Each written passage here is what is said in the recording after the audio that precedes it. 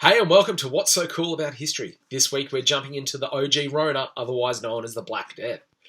In the 14th century, Europe was at the height of its political system known as feudalism.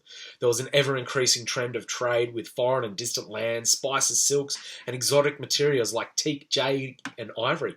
Foods and even colour pigments for paints were imported from as far away as China, India, and Ethiopia. Most of this trade came overland into Constantinople, which is now known as Istanbul, where that famous song comes from, where it would continue overland to either northern Europe or by sea to Italy and Western Europe. Evidence suggests that as early as the 1330s, some form of disease was starting to take hold around the Caspian Sea along the famous Silk Road.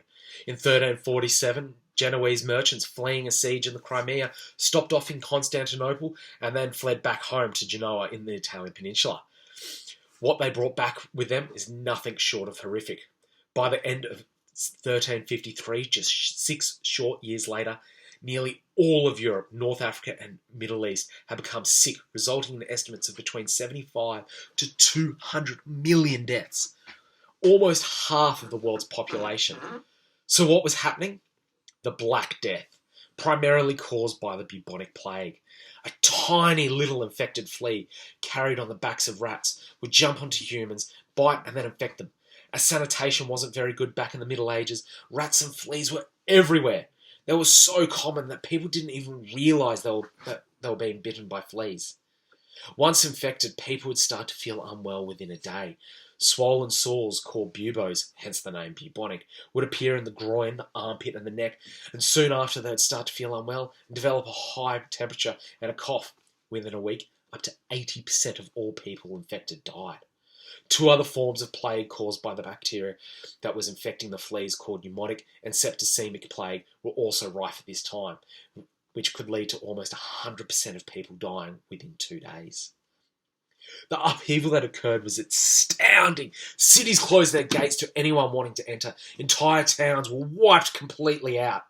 Mass burials were conducted several times a day, with dedicated people doing rounds to collect the dead in the street every few hours, with others tasked to look after the infected, today called plague doctors.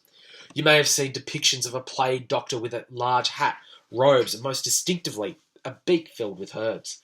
But this costume wasn't used until almost 300 years after the original plague outbreak. Infectors' houses would have a black X painted on the door warning people to stay away. People blamed everything and everyone. Some thought it was a punishment from God, others thought it was a curse by local Jewish residents. Others blamed Satan and witches, and some hunted cats, possibly the only thing keeping the rampant rat populations under control, and therefore making things worse. Large cities and towns were hit first, with wealthy nobles and merchants fleeing for the countryside and waiting out the plague, only to return and catch the remnants and starting additional waves. There are also stories of affected towns locking themselves off from the outside world to prevent the spread to others, thereby dooming themselves, but saving nearby neighbours. Eventually, almost 2/3 of the population of Europe, North Africa and the Middle East caught some form of plague within the 6 years of the Black Death. Subsequent outbreaks occurred over the next 300 to 400 years, with lesser frequency and lesser mortality. At the start of the 1300s, the population of Europe is estimated to be about 80 million. By 1350, it should have been close to 100. Instead, it sat at 60. It would take another 100 years to recover, and the result was that labour was in short supply. Traditionally, you were born to your job. Whatever your father did is what you would do. If you were born to farm for a lord, that is all you could ever hope for. If you were lucky enough to be born to a skilled tradesman, like a baker or a blacksmith or a tailor, you would expect to follow in their footsteps.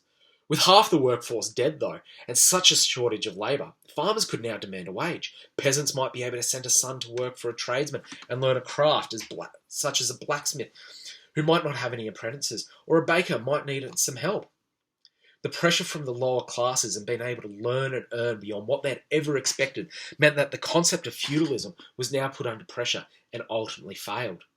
It's because of this drastic shift and social upheaval that makes the Black Death so cool, if a little dark. Anyway, once again, I'd like to ask you to help support these videos. A simple like or share does more than you know. If there is a topic you'd like me to cover, leave a comment or message, and I'll try and make it happen. See you next week.